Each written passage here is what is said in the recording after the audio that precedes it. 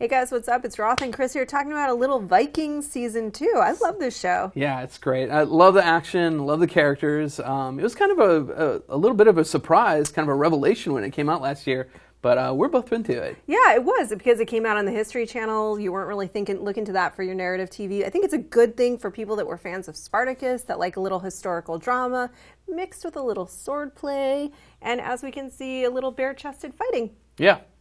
That's what we've got coming up. We sort of left season 1 with a few cliffhangers, and one of them, the biggest one, I think, was what's going to go down with these two brothers. Rollo has decided to betray Ragnar. Yeah, it was building all season. I mean, practically from episode 1, they were kind of at each other's throats. And, well, I don't know, at each other's throats is maybe not the way to say it. Rollo was kind of scheming behind the scenes because he wants everything that his brother has. Yeah, it's interesting because Rollo had the opportunity to betray his brother and he didn't take it, right? And so it's kind of like he loves it. He definitely has a lot of love for his brother. Initially, he didn't take the first opportunity he had to betray his brother. He took the second. And I think that what it is that his vanity just got the better of him. He's seeing his brother literally change the scope of the world that they live in.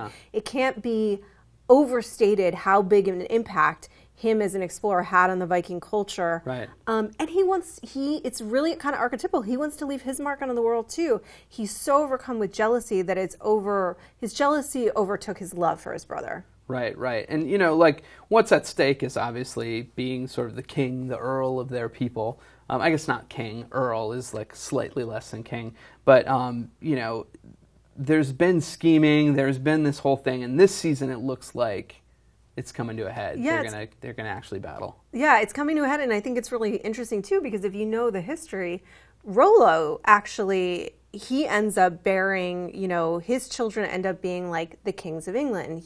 He's sort of like fathers who will become William the Conqueror. So it's really fascinating to watch that unfold between them. It's coming to a big head, and then the question's going to be who wins. And then if and how they reconcile their relationship. Yeah, and you can tell Ragnar has love for him too. He's, those guys obviously are at each other's throats, but I think it's like game recognizes game or something. It's like they both are cut from the same cloth. Very ambitious, compulsive. They're both like kind of hotheads. They both want the same things out of life. And yeah, I think vanity's a big thing. I think, they both want power.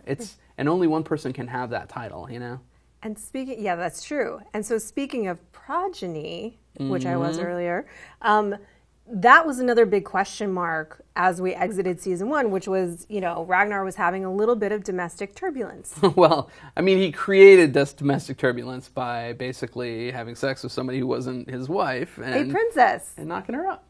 He knocked up another lady, and of course he was having problems with our shield maiden, Lagertha, who I love so much.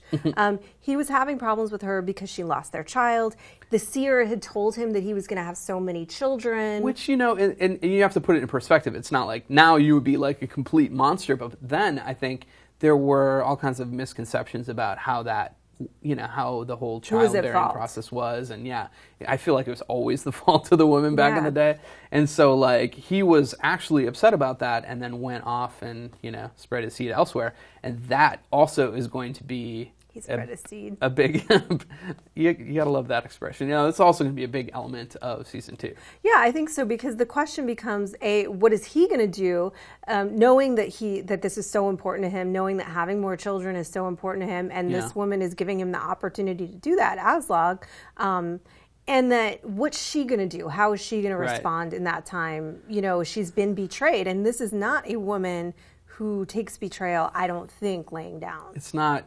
It's like kind of a love triangle, but there's no other side of the triangle. It's like Ragnar's the focal point, and these two women are like, I don't think that Aslog is going to be super happy with him either, actually. You don't? No, I mean, like, I don't know. She There's knew always he that was baggage. Married. Yeah, that's true.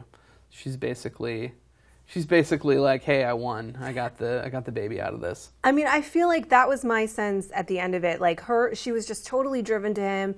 She wanted to be with him. She didn't really care what was in her way. And then this was my interpretation. And then she got pregnant, and it's sort of like she had won. Exactly. And so now how that all is going to unfold and play out is a big question heading into this season. And it's a leap forward, right? Like, it's not going to be like, hey, here we are, the second season 1 ends. We're actually going to see his son grown up a little bit. Yeah. We're going to see like all those elements as well. Yeah, Bjorn is going to be pretty much a man. I think he's going to be about 18 when the season starts. So a lot of time will have passed. And I think that the first few episodes will reconcile what has happened. Right. I did a visit to the set, and I'll have a preview coming up. But yeah, the first few episodes will reconcile what happened, because not only did he betray her, not only did he get another woman pregnant, but she lost her daughter.